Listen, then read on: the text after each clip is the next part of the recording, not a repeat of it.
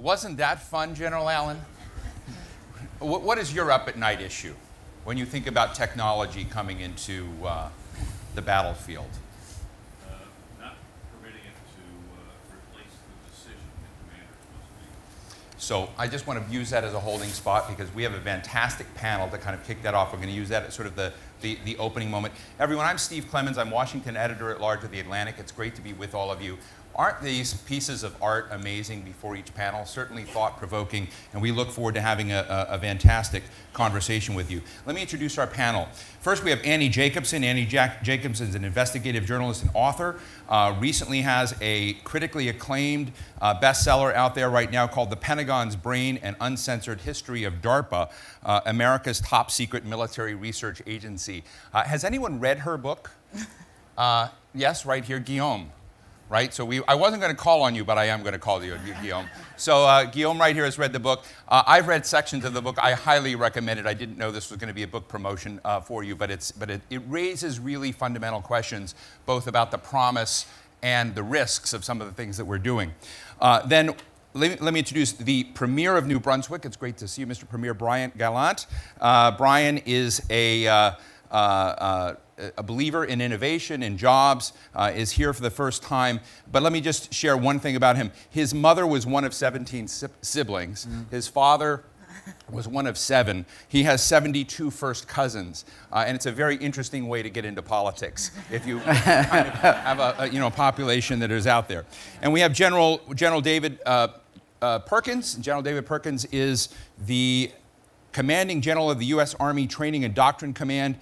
He was an Eagle Scout, so congratulations on being an Eagle Scout. But he had a very interesting comment when talking about the future of the Army that I think we're going to bring directly bear to this conversation, would like to ask him to talk about. In a conversation at the Center for Strategic and International Studies, he said that part of his job and part of the Army's job is to compel the will on others, to force them to do what you would do through military means. And I just want to say that, given what we've just seen is the very provocative opening today. And then finally, Heather Roth, who's a senior scientist at the Global Security Initiative at Arizona State University, also a fellow at the New America Foundation, and she too has written about the individualization of war and her worries about delegating to machines authorities they might not otherwise have, if I'm not getting that wrong. So let me just start with General John Allen's comment here at the beginning to the other general to really ask this question of, as you see technology and doctrine progressing and smart soldiers and the synthesization of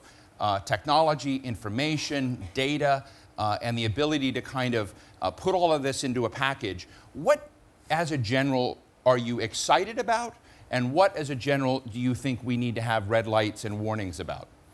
Well, it's a great question because in many ways it's the essence of how we are trying to think through this challenge, problem, opportunity in the Army. I grew up in the Army as an armor officer, so that's tanks. So you go with what you know. So if I give an analogy of tanks, the United States Army has a little over 6,000 tanks. And so we spend a lot of time on them. We have a strategy, a combat vehicle modern strategy of how we design the tank, how we improve the tank, how we make it better, how we can make it go more miles, the mean miles between failure before they break down. We have about 1.1 million soldiers in the Army. So we started thinking, well, if we spend all this time coming up with a strategy to design and improve something we have 6,000 of, maybe we ought to spend the same amount of time on something we have over 1 million of. And so we have a combat vehicle modernization strategy.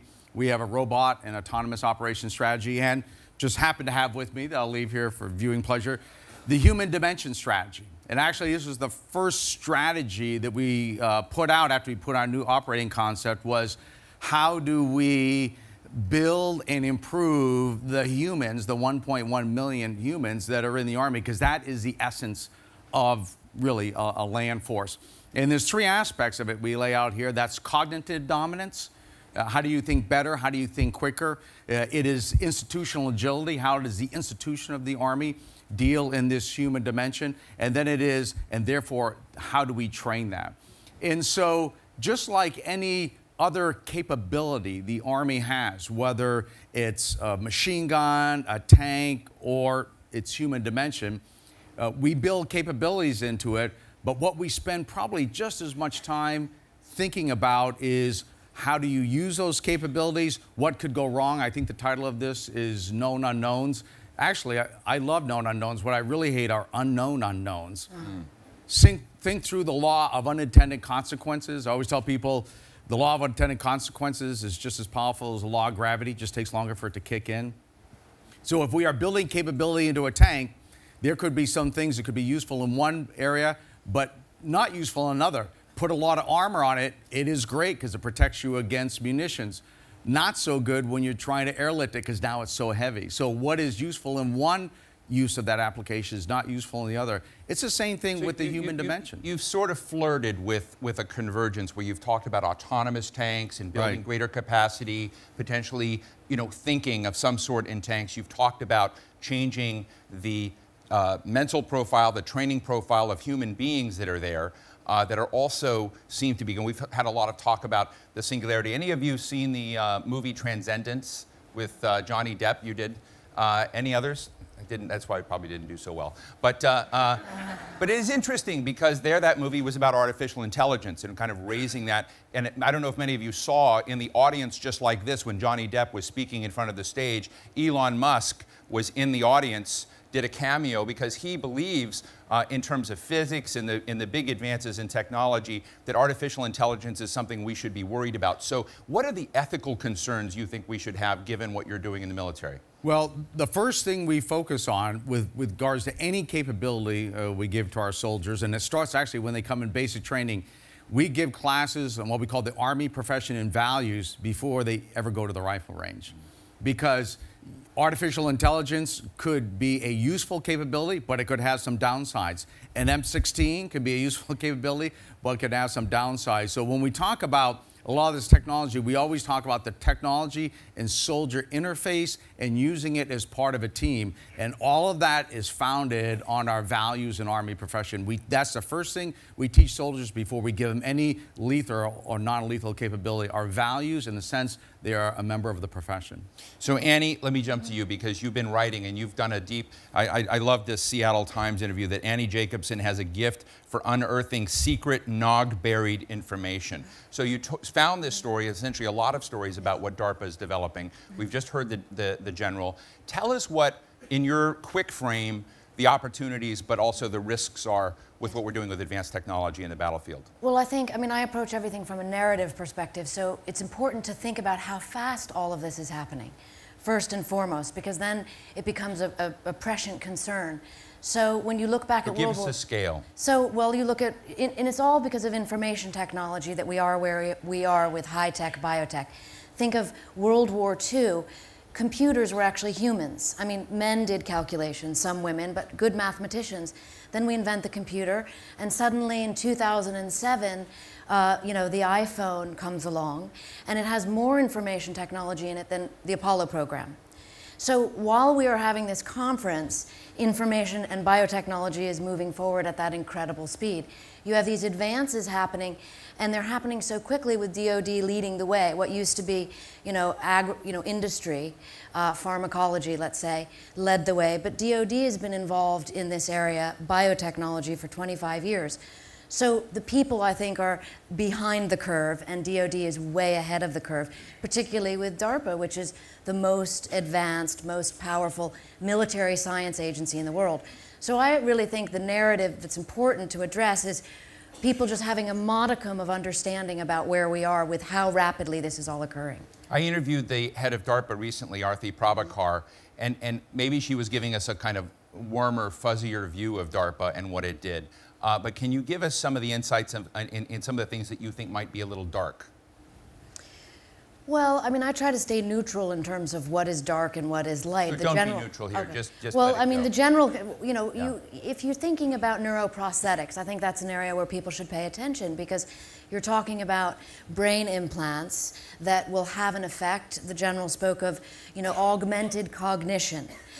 So you want to have a faster reaction time for soldiers on the battlefield. Imagery analysts who might have these neuroprosthetics will be able to recognize targets from satellite photos. So this is a great idea for the... Does that sound cool to you? Yeah, I will tell you, if you take a look at the character of war recently, and especially from an American Western way of waging war, it has dramatically facilitated our way to reduce collateral damage because we can discriminate much better than we can. It gives us a better understanding of the second and third order effects. I will tell you what it does, to General Allen's point, it puts a larger and larger burden on leaders, because now we are giving them more and more capability, and our expectation is they don't screw it up. And our expectation of their ability not to screw it up keeps going higher and higher and higher. But so you're mostly on board with what we're doing on the technology. Yeah, it's all about how you use it. So give us the downside of that.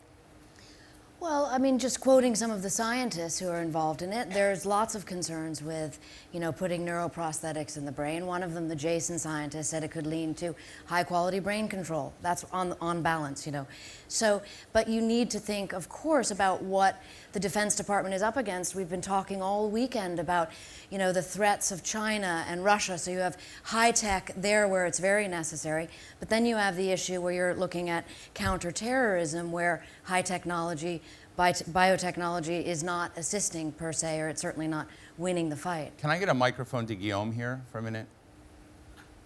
Since you read the book, Guillaume, I just want to get the highlights from you.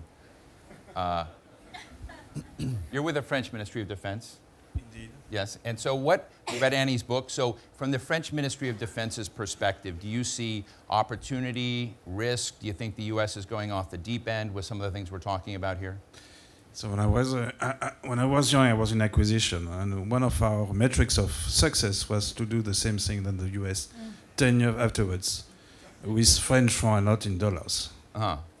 So it's very inspiring to see what you are doing, because you are making, as you are the first, you are making errors and so on. So for an investment point of view, as we do not have the same luxury of your budget, we need to be precisely aware of where we are putting our little piece of money. And so you are helping us by being the first in the game. So if we put diodes in French soldiers' brains and helped improve their performance on the battlefield, would you be okay with that? The French soldiers are very specific, so I'm not aware of this level of interoperability between our two soldiers. So I would be a little bit skeptic. Dov, let me go to you. Yeah. When you were thinking, you were comptroller at the Pentagon, and you were essentially writing budgets and paying for the kinds of things we're hearing developed today, what aspirationally should we be trying to achieve? Well, you raise a very important issue, because the high-tech crowd never thinks about how to actually bring it out to the field. And you've got at least two problems, maybe three. The first problem is stuff can stay in development forever. Stuff that's ready to go. I remember when I was comptroller in, I think it was November of '01, the head of DDR&E, Defense Research and Engineering, comes to me and he says, we've got this weapon in DARPA that's been there for years and that can blow these guys out of caves. It's called a hyperbaric weapon. I need $60 million. I got him the $60 million the next morning. He had said to me, I'll have it out in the field blowing these people out of caves in March. He had them blowing out of caves in March, or our military did. Now, what's the point of the story? This stuff was sitting around, but nobody had the foresight to go and pull it out. And one of the problems that we have is that our personnel are not keeping up with the knowledge that's out there. They may have heard of Moore's Law, but they don't function as if it really exists. So it's not just the French that are 10 years behind us. We're 10 years behind us. So that's a second element. And then the third element is, how do you take this path-breaking stuff and work it into your strategy? Because the most high-tech stuff, the super high-tech stuff, is actually black programs, as they're called. In other words, you don't know what's out there. It's not that there are unknown unknowns. You don't even know that there are unknown unknowns. And it was my boss that came up with that phrase, by the way. One of the things he's remembered for. So you have a three-headed problem. You don't work it into the strategy because nobody knows what's out there. You don't fund it at the right time because there's less of an incentive to do so. And finally, as I said, the people who should know about acquisition don't manage the system well enough to bring it to the field, even if you have the money and even if you have some idea how the strategy should work. So I'm not trying to put a damper on all this, but there's a damper. Interesting. So Heather, I want to come to you to help sort this out. You wrote a book recently, published a book called Lethal Autonomous Weapons in the Future of War, examining the moral, legal, and policy dimensions of some of these issues. And you have a lot of worry, as I understand it, about the direction of warfare today. So give us a quick frame of your downer point on this. My downer. Okay, well, I think my downer point is that you can't just look at lethal autonomous weapons, which would be weapons that can select and detect and fire without a human intervening. You can't look at these in isolation. So we have debates right now. I partake in debates at the United Nations under the Convention on Conventional Weapons, testifying in front of the member states as understanding whether or not this is something that we would want to preemptively ban under the CCW. Those discussions look at these weapons in isolation. They look at them as a platform. What's the inventory of weapons you're talking about? Well, here's the thing, right? It really depends on how you define select, detect, and fire without human intervening. So if you say something that's like the long-range anti-ship missile made by Lockheed Martin, some will call this an autonomous weapon because it can fire, it can then navigate via waypoints to a particular location. And then once at that location. So I don't mean to interrupt, but break that down for us. So to go back to General John Allen's comment, his concern is that a human being and the human command remain in charge, and you're saying that's not the case? Well, I think it depends on what you're saying with the weapon. So if you're looking at something like the LRASM, which is one in particular weapon system, this is fired to a set location. Okay, so it will navigate on its way through set waypoints to that location. Once it's at that location, it will scan for a series of ships. Then how it decides amongst those series of ships, which ship to target, of course, Lockheed's not going to tell me how they do that because that would be, disadvantageous to who they're selling these things to. But we don't know exactly how it's targeting this. I would take a guess that it's looking at infrared, it's looking at heat signatures, it's looking at all sorts of different things, and then it's categorizing them. And then what it's doing is it's checking off of a list and saying, okay, well, this one looks like it's going to have the best blast impact, I'm going to go here. But that, in my mind, isn't autonomous. That's actually automated, right? So then we have to think about, what does autonomous mean? The DoD has a policy that in policy 3000.09 that basically says that they will not field over the next 5 years autonomous weapons that are used against individuals. So if we look at anti-personnel, those are off the limits. If you're looking at anti-material, those may be okay depending upon the circumstances and depending upon how many undersecretaries of defense sign off on it, particularly acquisitions. So we have some concerns going forward. Right now, again, South Korea has the SGR-1, which is an anti-personnel weapon that can fire up to 2 miles away. It's on a border of the DMZ. Some would call this an autonomous weapon. I'm thinking it looks slightly more automated, given how we want to discuss autonomous versus automation. Depending upon how you define it, you can really define yourself out of very important systems that you want to keep. So missile defense shields. That might look like an autonomous weapon depending upon how we say detect, select, and fire. So I think it's increasingly important to understand the technology, understand where it is, and then understand where we have moral qualms, or policy qualms, or international stability qualms. So for example, Annie's work on the neural nodes, if you're looking at autonomous weapons where you want to have a human in control or on the loop, or maybe semi-autonomous weapons that you have the ability to maneuver in large swarms, thousands of these things. Well, how would you have a human capable of monitoring 1,000 munitions or 1,000 miniature DART drones? Well, you'd have to have some sort of neural implant that can cognitively assist you, or virtual reality, or all sorts of different types of human enhancements. And so when you're looking at the worries, you have to look at the worries on how you control it, how you continue to have what we would call meaningful human control in the system, how command and control is maintained in these dispersed and disaggregated technologies. Where the command and control goes It's no longer going to look hierarchical. You know, you have a commander, you have a course of action, you have a strategy, you have a plan, you have your ROE, and you have 4 humans in the field. It's no longer going to look this way. So how do we march that forward? What do you hear from defense planners and military officials? Do they call you a kind of Chicken Little, you worry too much, things will be okay? Or, I mean, because you're essentially raising all of the questions sort of to be the person up in front of the tank saying, hey, we need to stop and think. Do you find the system out there, the ecosystem of innovation, stopping and thinking, or do you find it rushing forward and running you over? I think it depends on where in the ecosystem you look. So I think if you're looking at people who get most of their research money through DARPA, well, then yes, they're telling me that, you know, I'm a Chicken Little. But if you're looking at somebody like the 15,000 artificial intelligence researchers that signed an open letter saying that they do not want to be part of creating autonomous weapons, led by Elon Musk and the Future of Life Institute, then those are the individuals who don't want to create these machines and are coming out and publicly saying that they don't want to do it. So it really depends on who you ask and where you ask them. I mean, I would also say that I think the DoD is aware of a lot of these issues. They're aware that testing, verification, and validation is a really, really hard thing to do on a system that might be a learning system.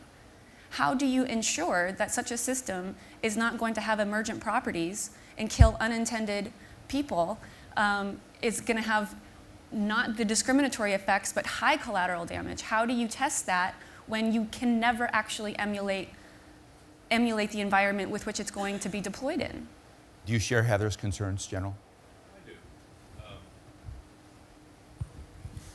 I do. I do. You know, in the end, I can't speak to the science specifically about it, but the theory is very important. We have to embrace that.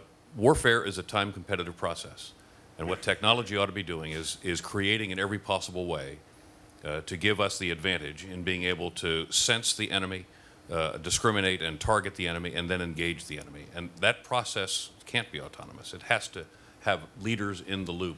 And as Dave Perkins said, and we couldn't have picked a better leader for TRADOC, it puts enormous stress on our commanders. But we can also create technologies that can support the commanders in their decision-making as well. But there has to be a human in the loop on this process. Just before I jump to Brian, because I want Brian as a regulator, as a premier, as someone in charge of lots of stuff, I want you to solve all these problems. But before that, Masashi Nishihara, tell us how Japan thinks of these issues. Give us a sort of offshore perspective of how the Japanese mindset is thinking about technology and war, the future of decision-making, and the next revolution in military affairs, and whether you share any of the ethical and moral concerns being expressed here. Yes, certainly ethical aspects of technology or application of technology is very important. As you have mentioned, how this will affect the innocent residents, peoples, in the battle or using the weapons, that's the major ones, and particularly the kind of technology that may affect the people for a long time, not for short period disease or the effects. But if it's going to be a long-term the consequences, that would be a great moral difficulties. Does Japan have a DARPA? DARPA? A DARPA, Defense Advanced Research Projects yes. Agency? Yes, we do. And what's the coolest thing they've created? That's classified information. Brian, let me go to you here. Oh, well, you've got a microphone. Let me get this back to you. Brian, let me ask you to take off your New Brunswick hat for a moment and sort of make yourself ruler of the world, or ruler of the continent. We've heard a lot about the technological determinism that's sort of part of the need of what has to happen in war, what's happening in innovation, and those drivers. And I'm interested in how you, as someone worried about constituents, citizens, jobs, employment, what is the balance between going real long in what we've been hearing unfold and those in which your responsibility is to think deeply about these other ethical and moral questions of what might unfold? When I was first elected to the legislature about a few years ago as leader of the opposition, I think it was the first week I was there, we had some veterans that were on the floor. And as we always do, we thank them for what they've done for our country and for our province. Afterwards, one of them, who was about 90 years old, came up to me and he said, Mr. Gallant, I'd like to introduce myself. I used to write speeches for the Premier Louis Robichaud. And I said, wow, sir, it's incredible. What an honor it is to meet you. Thank you for what you've done for our country and province. And as somebody who's written speeches for an icon, I think somebody who is probably one of the best political leaders we have seen in New Brunswick and probably across the country, what advice do you have as someone who's written speeches for that person? He stopped, he thought, and he said, write your own speeches. Now, so that's advice that I've taken. So the reason I tell you that story is because I'm not an expert when it comes to military affairs. I'm not an expert like my fellow panelists are in their respective fields. But what I can offer, as was mentioned by the moderator, is I can tell you a little bit of a perspective from a person that's running a government. I can tell you the perspective as well as somebody who's privileged enough to be the premier of a province that has the second largest military base in Canada. Mr. Minister, you're invited to visit at any point in time. Oh, good, excellent. Well, you're welcome to come again, so that's great. And also as somebody who is the premier of a province that I believe, and many believe, is a center of excellence in cybersecurity. And when I listen to all of the points that have been made so far, when I watched the video that was very well done, I can't help but think how important this is going to be moving forward. How important it's going to be not only for military affairs, but also for information, for privacy, also for our economy. Studies show that it's estimated that many of the attacks that happen cost us $400 to $500 million annually. And this is growing. Many of the large businesses have said from 2014 to 2015, the incidence of attacks have gone up 44%. And I very much like the comments that I heard to my right, where I actually think when it comes to those attacks that the people don't necessarily underestimate and they don't necessarily know how much they could be attacking. So really we've been lucky a little bit over the last little while, and as this becomes increasingly a negative activity that happens, we really got to get our act together. So New Brunswick, I'm very pleased to say, I think can be a world leader in cybersecurity. At one point, I'll be very happy to shamelessly plug why I think that's the case and talk to you about the assets that we have in New Brunswick. Before that, though, and I will get to your question a little more specifically in a second. I know you will. I'd be remiss to not do this, surtout en raison que c'est un forum. Especially since this is an international security forum, and what I want to say to the people of Paris and of France that our thoughts and prayers are with them. New Brunswick really shares a great deal with France. And so many people have been directly affected and indirectly as well. So we stand shoulder to shoulder with the international community, which is supporting France. Really quickly, because there's a minister in the room, so I want to just reiterate that we very much support the fact that we're going to be bringing in Syrian refugees. I'm sure that you've had the chance to talk about this over the weekend. I know this isn't the right forum, but I just quickly want to say... How many are you taking in? We're going to take up to 1,500, which is 3 times more the proportion New Brunswick would have to take, if you will, based on our population. It's the right thing to do, and also it's good for the economy. New Brunswick has an aging population, so it's good for everyone. And if I can quickly as well All right, so we're going to change course here. Yeah. So Josh Rogan, we're going to pretend Josh Rogan is a big-time investor. He's not sort of a foreign policy magazine or Bloomberg muckraker anymore. You're going to be in business, and you're going to invest in neuroprosthetics and drones and build it in New Brunswick. So how does that go for you? Well, I want to talk to you afterwards. That sounds fantastic.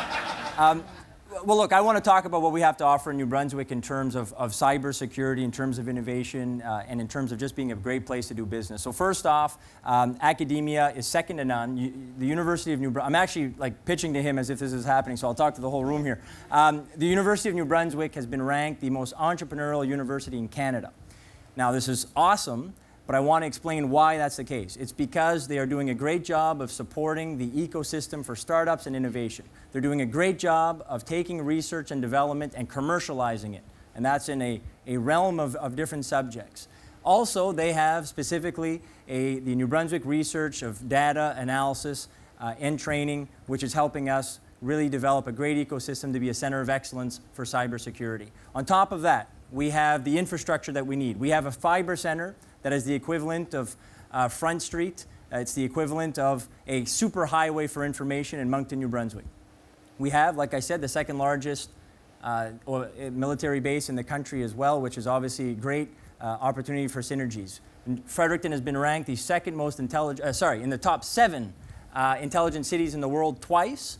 We also have fantastic people. To give you an example, IBM, who has 400,000 employees, has under 100 people that have a fellowship, that are fellows within their business. And one of them resides in Fredericton, New Brunswick, and his expertise is information security. We have phenomenal people, as you can imagine. On top of that, we have been ranked in North America as the best place to do business from a cost perspective. And we have a premier who has created the Ministry of Responsible for Innovation. I've taken on the ministry myself because not only is it important for our economy, it's important for, I believe, us to contribute to our national perspective and ensuring that we're going to be secure and innovative moving forward. You have a lot of other ministries too. That's right. How many ministries do you have under just you? I'm the Minister of Intergovernmental Affairs, of Women's Affairs, of Rural Affairs, of Innovation, and I'm also, of course, Premier, so I dabble and harass everybody in all of their departments as well. I just like these overachieving premiers. In any case, I'm going to go to the audience here soon. I'm going to definitely go to Josh Rogan. I'm going to also go to Heather right here so that people know in advance. But let me just ask you, part of that brilliant, beautiful preamble to the conversation, which we saw on the screen, fundamentally was getting at a question of values. What sort of values do we need to bring to this conversation? And it was 15.5 years ago that Bill Joy, the co-founder and chief technology officer of Sun Microsystems, wrote an article in Wired magazine. It was a covered article called Why the Future Doesn't Need Us. And it was essentially on the question of why robotics, genetics engineering, nanotechnology, remember this is in April of 2000, we're advancing to such a degree in the synthesis with all of the challenges we had throughout, not just in the war and military side, we're becoming, that mistakes would be made, that values and ethics would be left at the doorstep, and that we would begin to see the probability of the ability that either small groups of people or autonomous capability begin to create mass casualty problems for the rest of the world. Now, maybe we're not there yet, but Bill Joy's concern seems to me today to be even more legitimate. And I'm interested in how the values dimension comes into this, because we've talked a lot about what's possible, but not everything that's possible should be done. And so how do we give values more weight in the discussion? General? I tell you, that's what the Army is primarily focused on. One of the things I tell folks as a leader, never lose clarity and search for accuracy. I'm not saying be inaccurate, but sometimes we get down into all the minutiae of some details and we have lost clarity about the bigger issue. And quite honestly, in this area of technology, you can quickly get into the diodes and the chips and all that, into the accuracy of the technology and lose the clarity of what we're talking about. And we try to make it then, what happens is when you get into all this discussion about it, you have lost the essence of what you are even, why you are even doing this. And what I find, it is more useful to say how it is more similar to what you have and what you're doing now, because it gets back to the values and leadership than dissimilar. So, there's comments, well, if you have autonomous operations and robots, there's moral and ethical issues involved with that. There's moral and ethical issues involved with using a bayonet. Okay, so the moral and ethical issues have nothing to do with the technology, quite honestly. It's a tweetable moment I just wanted to mention. It's the same moral and ethical issues that have to use, you have to use with a bayonet. In that, what are the authorities that people have to use it? What are the things that could go wrong? A soldier with a bayonet is an autonomous system. Once you launch him off, he can do a lot of very positive things, depending upon which end of the bayonet you're on, but there's a lot of possible things that can go wrong. That's why in the Army, before we've built any autonomous infantrymen and robotic tank platoons, we've written the Army profession, we have the Army values and the human dimension strategy, and those will be the core of whether, and I'm going to use the same values when I'm training soldiers to use bayonets as when I'm training them to use some type of autonomous system. I'm going to have the same responsibility on that lieutenant or captain that, you know what, the soldier with their bayonet did some very bad things. You could have controlled it. You didn't stop it, etc. That robot in your formation did some very bad things. You didn't do the right things. I'm holding you responsible. I really want to go to the audience, get everybody, but if your opponent doesn't have that values decision, is that a problem? That's irrelevant. Okay. It's irrelevant from the U.S. Army. Heather, real quick. Well, yeah, I'd like to just disagree slightly with you, sir. So, I mean, when you're thinking about this, number one, when you're thinking about robotics or autonomous systems, what I hear you saying is we'll put our values in those systems, and we'll create those systems to manifest and to mirror our values. And this is a dangerous way to think about these systems, because these systems are not humans, okay? These are not, we should not anthropomorphize the system. We should not look at the system as if it's going to reason like a human. When we're talking about artificial intelligence, artificial intelligence is nothing more than giving a computer a capacity to delegate it a task. And then we have to ask what the task is, and how it's going to utilize different decision-making processes to fulfill that task. Now, it does not have the need to sleep. It does not have the need to eat. It does not have the need to feel fear or pain. And this is something that often gets put up here as something great, right? RoboCop. RoboCop, a soldier who does not do this, fantastic. But the other side of this is that we use all of those things as potential constraints on our soldiers to make them behave. We use doctrine and training and boot camp to make them think a certain way. And I'm not quite certain that you can create an artificial intelligence that's going to act and react in the same way that you think a human being is going to react. Thank you. Annie, quickly? Well, I think it's important to consider that the first DoD program for robotic weapons was called Killer Robots. And it was in 1983, and its motto was, "The battlefield is no place for a human being." So I would argue that the movement toward mechanized warfare is actually to take the soldier out of the equation, and that also brings its own concerns, because then you do not have those values in play. Yes, go ahead, Major. Major John. I'll tell you from our point of view, the last thing we're thinking of taking is the soldier out of any equation or anything like that. But and I agree with what you're saying. The weapon system is not going to have the values and all those kind of things. But that's why the person employing it and using it has to have it. And so right now we have a conventional artillery tube that fires a high explosive round. And so, having found myself in combat many times and called on this, once you fire that round, it's not discriminating, it's not sleeping, it's not eating, it's not doing any of these things. Once a decision maker has decided to use that, a very conventional munition, and when it hit, it explodes, and anybody within its lethal path is destroyed. So it's the same, really, both values and intellectual conundrum that when you have a very discriminating weapon system. So I do find it strange how people don't seem to have the same concern with a conventional artillery round, that once you launch it, once it gets there, it's going to make its own decision because it's timed on a fuse, it's going to blow up, and who's ever in its lethal path is destroyed.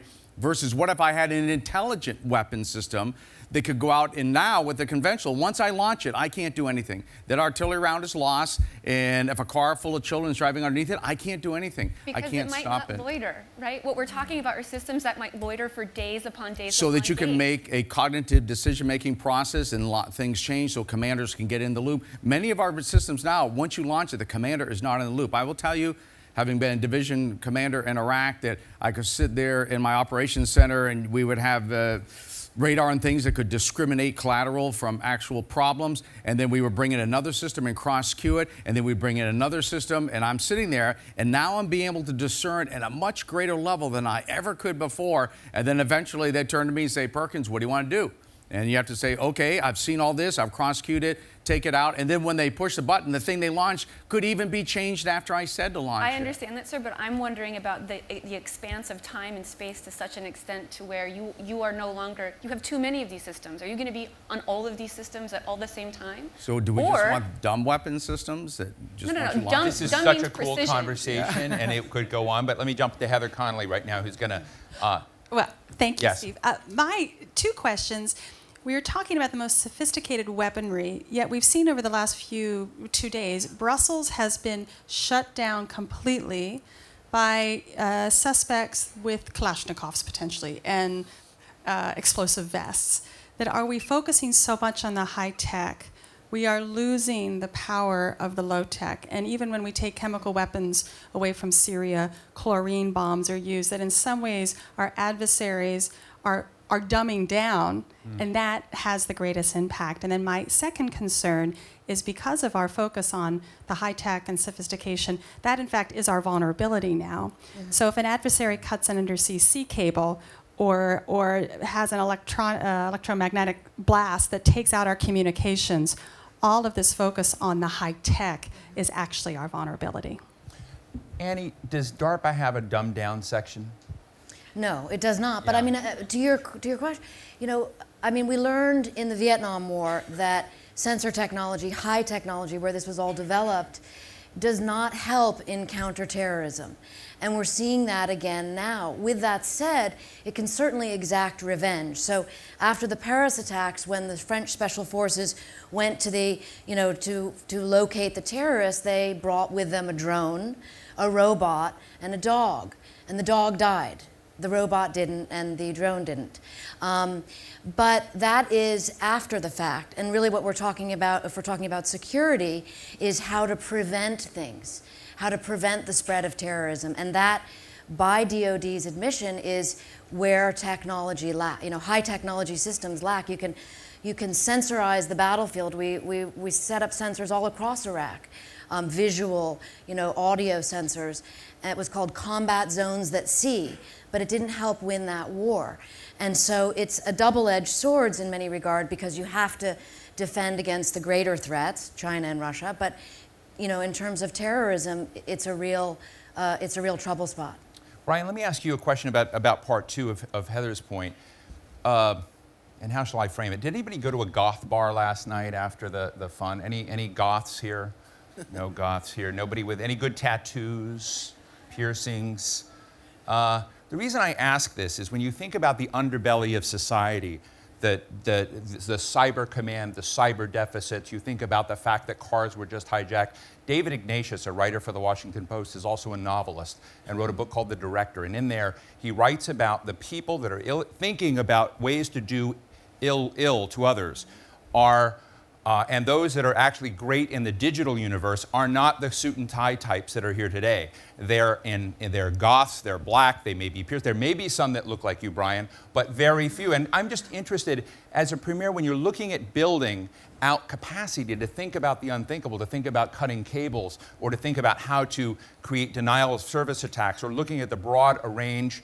You know, right now, a lot of the world is caught up in anonymous going after the ISIS advocates and adjutants that are out there online. And I can guarantee you is that the groups that are doing that aren't really of this world that we're a part. They're a very different one. So as the premier of a place that's trying to attract talent and to address some of the concerns that Heather is, what does someone responsibly do? Because I also worry about that crowd, as David Ignatius wrote about it, about their value set. So how do you match skills with value set at that lower level area of people that want to create anarchy or disrupt society? Let me go back to, maybe if you will, the question you asked me a while ago, and I just want to chime in and make just two quick points. One thing is, I mean, this is a great debate, and I think it's illustrated with the panelists' great arguments and points. I would also add that it's very hard for this to be sort of a black or white type of discussion. And you talk about some of the biotech things. Well, there's also the possibility for those advancements to help us with people that have Alzheimer's. And I'm someone who lived with a grandfather who had it. What a terrible disease. And many, I'm sure, in this room know what it's all about. So where's the line? And how do we ensure that our values, our ethics are always the parameters of these advancements? And as somebody, as you said in your opening comments towards myself, as a regulator, something that worries me.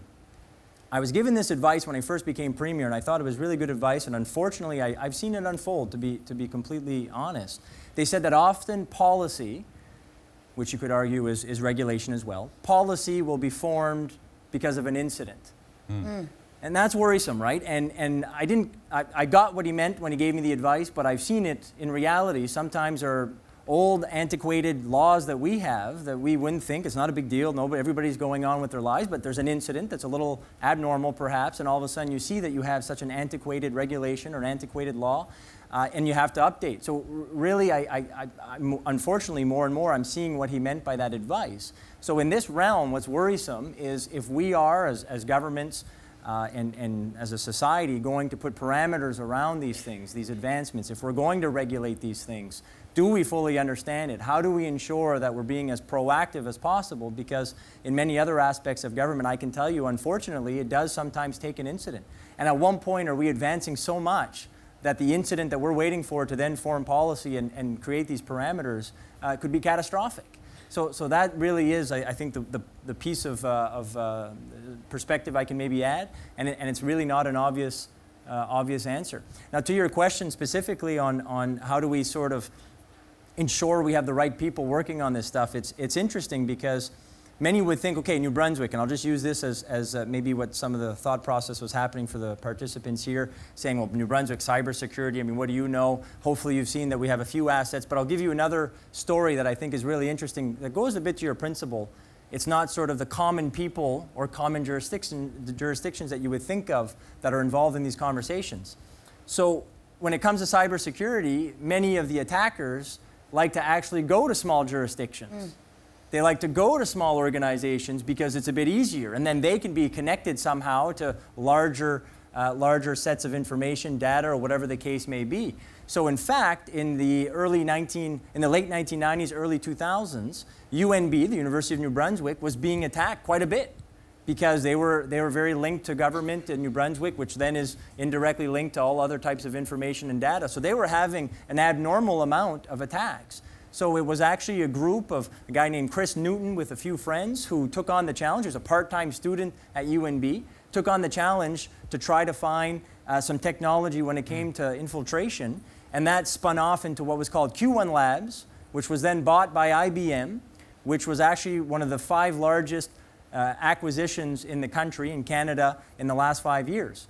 So we see that it's not only when it comes to the people, you may be surprised. Sounds like a good movie script. Well, absolutely. Well, there you go. Hopefully we'll find somebody to be able to write it. But it's not just the people that may be surprisingly who's involved in it. It's also the jurisdictions and the organizations as well. Thank you. Let me go to Josh Rogan, and then we're going to go to everyone. So, Josh? Thanks, Josh Rogan, Bloomberg View. It strikes me investor. Yeah. Well, that kind of brings me right to my point, which is that it strikes me as we have these conversations, and I go to a lot of these conferences where we talk about the intersection of military and government technology, that it's not actually the Lockheed Martins of the world who are the best at technology, right? It's Silicon Valley. And there's a reason that we have to pretend that I'm the investor here, because the real tech sector is really not part of this discussion that we're having. And I could apply that to the low-end threat, and I can apply that to the high-end threat. The way I apply it to the low-end threat is we saw in the wake of the Paris attacks, especially in Washington, everybody blaming, oh, the encryption this, the encryption that, Snowden this, Snowden that. And we did a lot of reporting on this. And what we found out was that actually, encryption is an issue, but the real issue was that the government and Silicon Valley don't get along, and they don't trust each other, and there's no cooperation, there's no mutual respect. And I can apply it to the high-end threat by saying, when Bob Work, whenever I hear him speak, and he spoke here Friday, he always says the same thing. We need human-machine collaboration, and this is going to be the core of a third offset that's going to leapfrog the Chinese technologies that are leapfrogging our technologies. And that's our big plan for great power competition. Yet, if Lockheed Martin is put to that task, it's probably never going to come about. And this speaks to what Dov was saying, is that you can't have a system. Nobody in Silicon Valley wants to work with the government. They don't. They realize that the processes are arcane. They can't get through the bureaucracy. The development cycles are way too long. So whether you're looking at terrorism or you're looking at big power China battles, I want to ask the panelists, how do we tackle either of those problems if the leading minds outside of a Johnny Depp movie are not really in the discussion? Thank you. Great, thank you. General Perkins, let me take that to you. Yeah. Brief answer so we get to a lot of other folks. I wish Admiral Mike Rogers, I don't know if he's still in the room, would also respond to that, because Mike, if you're here, wave. He's not here.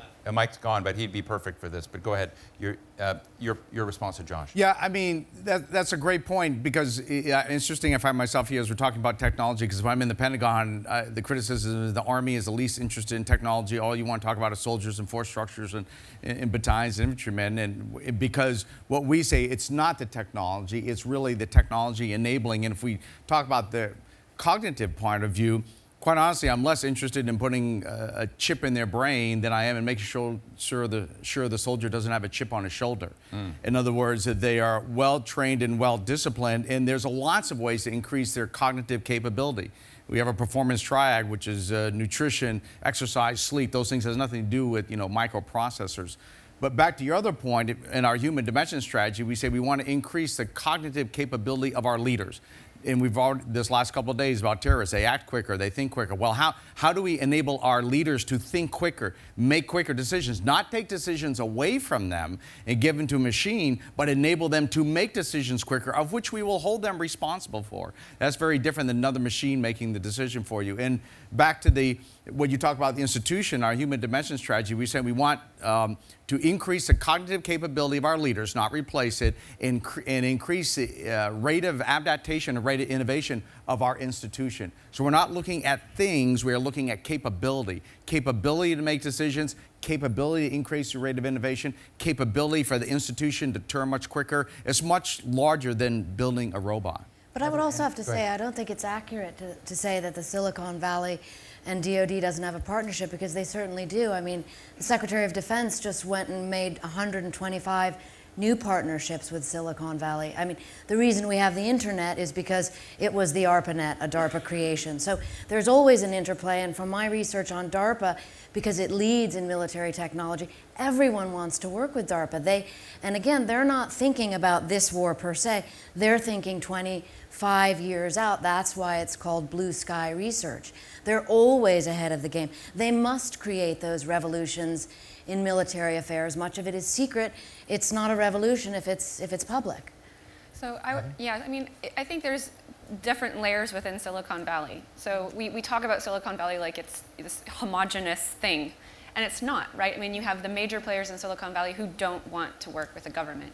You have Yahoo, who is already at war, for better or less of a term, with the NSA, right? You have Google, who has come out and said that it will not actually do anything with the government, right? They bought Boston Dynamics. They're going to finish with the big dog, which was just on your screen. They'll continue with those contracts, but they're not going to contract with the DoD anymore. You have Google DeepMind, which is one of the leading artificial intelligence artificial intelligence companies in the world. It's based in London. It's based in London for a reason. They also have come out explicitly saying that they will not do anything related to military technology. That was in their contract for them to be bought by Google, that their technology on AI would be not bought or distributed to any military in the world. So I do think that there's lower levels of Silicon Valley who are like the startups who are just looking to get going, just looking to get some money. Yeah, they might say, great, DARPA, money, I need money. But the big hitters, the ones that are going to attract huge minds, are not wanting to work with Silicon Valley. We're going to go to Jane Harmon. I'd say that the social contract between Silicon Valley and the government is frayed, to say the least. It's hard to think of a company more invested and embedded in the government than, say, Intel. And when the CEO of Intel comes out and says we have real problems with the government, yes, they're working with DARPA. Is there, Brian? I just want to chime in really quickly, because I think it's a very good point, and I think it's not just to sort of criticize governments. I think large organizations in general have a tough time innovating. They have a tough time necessarily working with the innovators because of the pace that they want to go at and that they have to go at, and the pace that unfortunately large organizations and probably even more so governments go at. So I think it's a very valid point. I can just quickly tell you what we're doing in New Brunswick, and hopefully this will help. We have an initiative where we're trying to open up our data. We're hoping that way that we're going to sort of step out of the way, give the information that these innovators in New Brunswick need to be able to help us be all that much more at the forefront. Also, we've created a bit of a group and a partnership with the private ICT sector, talking about how we can give them the information. They can learn from us, and hopefully not only for us to be able to deliver better services with better security and privacy, also we'll be able to learn from each other, and we'll be able to export what we learn from each other. And last but not least, I think it's important for governments to try to find innovators and hire them too. I think that's crucial. And again, a politician who gives a shameless plug to the jurisdiction, I'm sure you're not used to that. We have you're hiring, you've got a job. That's right, yeah, well there you go. We have a phenomenal team in government, and I'm very happy, and they've served under other governments as well. And they've been receiving accolades nationally for the work that they're doing when it comes to security, and it's because we have strong leaders and we have innovative thinkers within government. So I'm hoping those three things will help us, and hopefully would help other governments as well. Jane Harmon. Yeah. As a recovering politician, it's not a 12-step program. I often say that politics is analog and the problems are digital. And I think historically that's been true, at least speaking to U.S. legislation and U.S. policy. It's a laundry list of things to do, very rigid, doesn't adapt as just in the terrorism area or the surveillance area as tradecraft for the bad guys evolves. The legislation has to be changed because there's been an inability to anticipate the more complicated problems. My question is this. The people who wrote all that stuff are mostly digital adapters like me. Now we have a generation of digital natives, especially in Canada, with a much younger leader and obviously a star governor of New Brunswick. Will digital natives be able to correct this approach, and will the sort of government framework, because it's written by people who actually grew up with the technology, be far better than what we've been able to do so far? Great question, Jane. Thank you. Let me go to Annie on that. Will digital natives be able to deliver a different set of outcomes than their predecessors have in dealing with some of these problems? Yes, and I certainly think there's that whole generation that's at work at that. I think in the broad picture, just being aware is also very important, and I think of Eisenhower, who reminded us or first warned us of the military-industrial complex, which we've been discussing.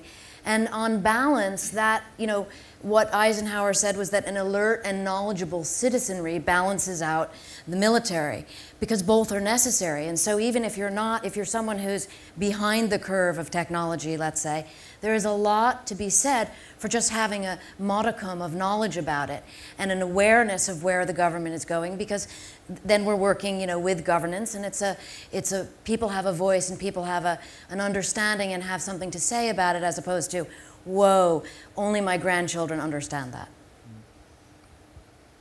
Before I jump right here, I want to ask Jane, do you still have the microphone? You said you were one of the early digital adapters, and I'm interested in, again, going to ethics, values, oversight. When you look at your former colleagues in the U.S. government, I'd love to go to the minister here in defense. How much do you think the ignorance of your colleagues, the fail to adapt, is something we should be worried about as we consider the major revolutions and transformations we're talking about? Well, ignorance is a little harsh, but the lack of awareness is a big deal on the technical side. And of course, one of the innovations of the Wilson Center is that we're going to set up a cyber boot camp to train political staff on how to think about these issues in a more sophisticated way. Mr. Minister, I'm going to ask you how you would weight the legislature here in terms of relative ignorance or et cetera. Well, I just want, as a politician, just not answer the question and go on to something else. But, no. Actually, one point that I want to bring up is in terms of technology. Technology is extremely important. We need to innovate, and we need to move ahead. And technology can help with future threats. It can help with innovation in terms of for veterans who have been injured. But I want to get back to also Heather's point. We can never forget, in terms of our servicemen and women, what we've been talking about is the ethics and values. Also the basic training that's needed, the innovation of not just technology, innovations of the mind. We have had a young generation who are well educated, who are seeing the advancements of the internet, the digital age, and they think differently. And we need to encourage that innovation. And then one thought that brings me back to a very personal perspective is we had all this technology in Kandahar, and the Taliban were basically running circles around us at one time. They had an early warning system just based on people. And when I figured that out, all it was a system of people that could have visual line of sight. They saw us moving this way. So, and if there was a T-junction, they had two people on either side. If it turned this way, this one was able to shut down and this one activated. And they kept moving. They were able to track our movement. We had UAVs up, and all they did was use the foliage to disrupt things and keep moving. So technology can evolve, and we need to, but if we don't allow the innovation and of our servicemen and women to be able to adopt themselves and keep that training moving, we're going to have a difficult time. So we have to make sure that the training also keeps up to date with the individual soldier on the ground. Do you think, again, not to call it ignorance, but that the legislative responsibilities with oversight are able to keep up in a place like Canada? I mean, I see it across the world that there's sometimes very big generational gaps, and that creates a real question about oversight when we're dealing with these kinds of values questions and sort of technological advancement. No, yeah, absolutely, and we need to keep that oversight, and I think we need to keep advancing with the technology and what are the ethical dilemmas that we might be facing. We don't want to put that burden onto our servicemen and women when it comes time to making those decisions. We as legislators need to be also thinking way ahead, that they're legal, look at the implications of the legal dynamics and making sure the legislation is in place to be able to protect them as well. Thank you. Let me go to Cesar. Thank you very much. I'm Cesar Jaramillo. I'm the Executive Director of Project Plowshares here in Canada. Thank you very much to all the panelists. This is a fascinating discussion. My question relates to the need for likelihood and feasibility of regulation going forward, international regulation going forward for these technologies. And I acknowledge, as I'm sure several of you acknowledge, I mean, there are regulatory challenges. Just to give you an example, the dual-use dimension of some of these technologies is a regulatory challenge. A concrete example is you can use drones for weather forecasting, agriculture, but also for extrajudicial assassinations. So how do you address these challenges, and should you leave this to individual militaries or individual states, or is there a need for a broader multilateral framework to attempt to regulate these technologies? Heather. Yeah, so I mean, so we do have, at least right now, the United Nations considering international regulation. So for the past 2 years, we've had the UN meeting under the CCW to contemplate this. They of course have been doing this under an informal invited group of experts, which is then not considered a formal mechanism. They have just recently, as of 2 weeks ago, pushed to do this again in 2016 in April to have another informal meeting of experts. You can see that there are multiple people here who actually want to see this progress further to a governmental group of experts, or a GGE, something that we have like on cybersecurity. So what we're looking for is for the international community to get ahead of this so we can start understanding where the technology is. At least right now, it's just the CCW that's been doing this, and so it's dragging its feet a bit. It's been 3 years, and if anybody in the IT community can tell you, 3 years of just what is it? What's the definition? What are we talking about? Already, the technology has gone leaps and heads abound in that 3-year period. So yes, we have it starting, but it is not nearly where it needs to be. Moreover, in terms of individual militaries governing their own technologies, right, we do have on an international law, right, we have Article 36 weapons reviews that individual militaries are obligated to undertake when they have a new weapon. So in that sense, we hope that those types of things will enable states to abide by the means and methods and laws of war. However, those are also up to individual states, and they're not made public. So that's a problem. Yeah. General, short answer on this. Do you have any thoughts on what happens when everyone, including non-state actors, have drones? I mean, we face that now, which is what every weapon system out there, how non-state actors use it versus state actors. I will go back to the point the minister made. I can tell you, what we're focusing a lot of activity on is how do you train and educate the soldiers. I mean, we tend to get technology-centric. The Army that I grew up in, you'd go to a training exercise, and it really was a test of how good you are today.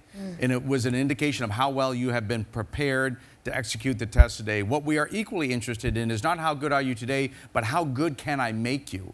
How much better can I make you? How good are you adapting and innovating? And that's a different way of training and educating folks to constantly get better, constantly improve. It's a cultural aspect as well as technology enabled. And so that's just as important as any piece of technology. Let's just go here for our last comment before we close out with everyone. Yes, sir. Oh, thank you very much.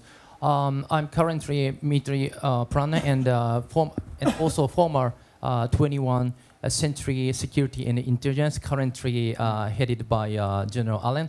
I did research on high-tech warfare while being there under the supervision of Dr. Peter Singer, who is famous for high-tech warfare and robotics. My question is goes to Annie.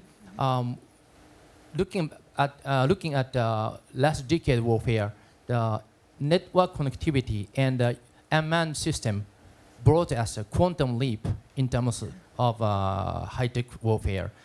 What I'm wondering if you tell us the most likely game changer in coming decade. Thank you. Annie? Yes, thank you. I would definitely, it's a great question, and I would say it's biotechnology, because that's where the rest of the world is perhaps behind, and the Pentagon is moving ahead with those great advances. And it really brings the question to bear, which is, just because it can be done, should it be done? Because the ability to manipulate chemicals in the brain to augment cognition, to augment physiology, these are important questions that everybody needs to be involved in, because it should not be left simply to the Pentagon, because then it's going to be a military application. So there's an ebb and flow between what can help civilian and what can help keeping the national defense and international defense. Just so we close out, Heather, we're going to go to all of you real quickly and just hit, what is the game changer you're most concerned about right now?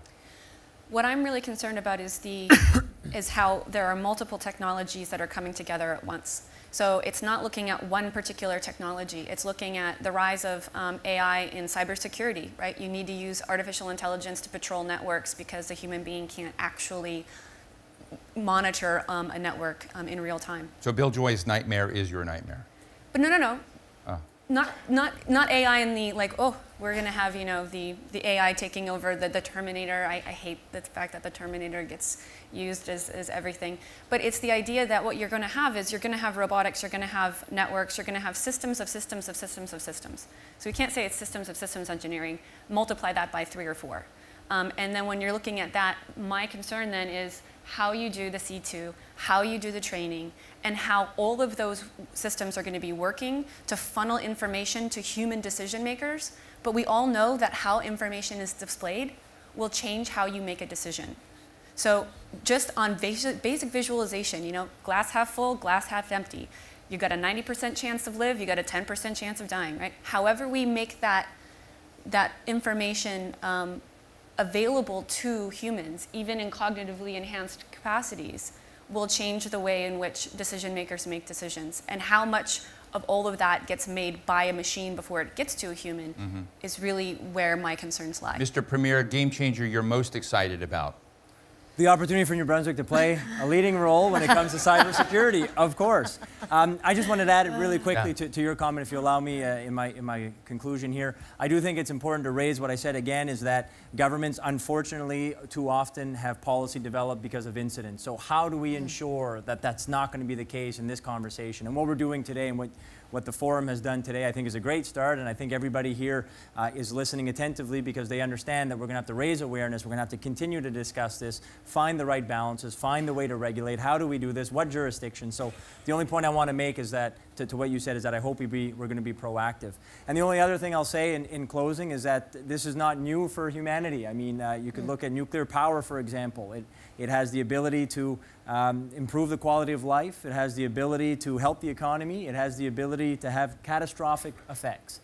So how do we balance that? How do we ensure the international community plays its role, and that as human beings we ensure that we're protecting ourselves but improving the quality of life of our communities? General Perkins, just in closing, we've had a very robust discussion today about, really a conversation about what the world is going to look like 10 or 15 years from now. I'm interested when you bring young men and young women through military training and you're trying to imbue them and inculcate them with stuff to think about. What do you think, was there anything of this discussion that you would think should be part of what you inculcate? Well, definitely a glass half full guy. What we have to figure out how to do, and it's based on the discussion we had the last couple of days, is the world is very complex. It's changing faster and faster. So we have to understand as individuals, leadership and institutions, how do we understand and visualize what the future is? How do we increase our rate of adaptation and innovation to always be at a position of relative advantage depending upon who our adversary is, nation state, non-nation state? To do that, it's really two things. One, I tell you, you cannot, the centerpiece of this from the Army's point of view, and I think we've heard today, is this values-based. In the Army, we call it the profession way of looking at things. The young soldiers that we get in today are very interconnected. They are very much want to be part of the solution. They want to innovate. They're not interested in just taking, here's a set processes, do 1, 2, 3, 4 in that order. They want to innovate and develop solutions. So we have to empower them. The institution has to be empowered, and we've got to do it in a value-based way, which really is our asymmetric capability. I want to thank all of you. I want to thank the audience for a very rich discussion on these subjects. You may remember that 2 years ago we had Mark Goodman here, who had written a great book about future crimes, but he also wrote an article for The Atlantic called Hacking the President, in which you looked at the massive increases in our ability on the biotech front to grab someone's DNA and to design a pathogen to go after an individual's DNA. It was a very scary night. I don't know if many of you remember that. The lobsters didn't quite help. But it was an incredibly interesting sort of insight into what may be coming ahead, and I hope that the Halifax International Security Forum will continue to sort of raise these important ethical and values questions as we see technology and war and the way we manage all of this within a values framework. So I want to thank Annie Jacobson, Premier Brian Gallant, General David Perkins, and Heather Roth. Thank you so much for joining us. Thank you to everyone. Big round of applause.